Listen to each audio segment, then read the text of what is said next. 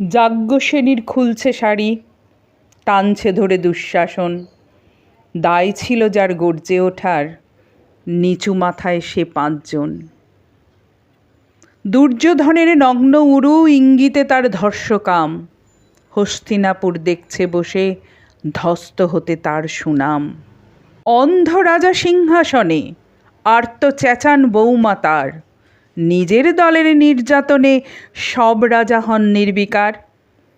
কর্ণ বসে হাসছে হাহা, রাজার দলের লোক তো সে, শর্তবিহীন সমর্থনেই তাবৎ আরাম সুখ বসে।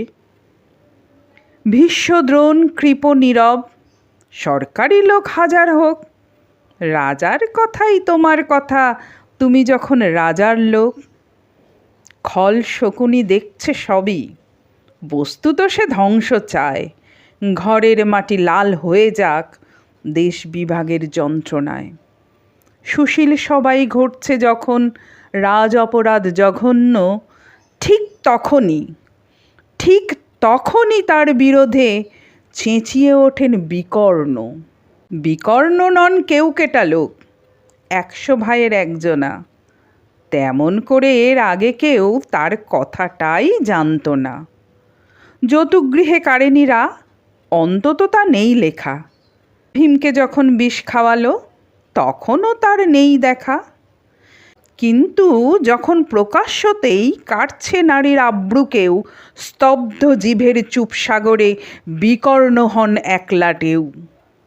স্তব্ধ জিভের চুপ সাগরে বিকর্ণ হন একলা ঢেউ।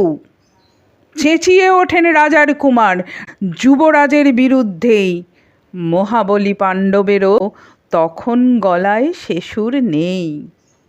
রাজাও যখন নীরব থেকে সায় দিয়ে যায় ধর্ষণে, ঠিক তখনই সমস্ত যুগ বিকর্ণদের সর্ষণে। ঠিক তখনই সমস্ত যুগ বিকর্ণদের সর্ষণে। আমরা যারা কিচ্ছুটি নই, একটি মোটে ভোট কেবল, অত্যাচারের সামনে এলে সঙ্গী শুধু চোখের জল। পোষ্যভাবে যাবনা চেবাই অন্ধ এবং নিকর্ণ, প্রার্থনা থাক আমরা যেন একবার হই বিকর্ণ। মরার আগে হতেই হবে রাজার সভায় বিকর্ণ, মরার আগে হতেই হবে রাজার সভায় বিকর্ণ।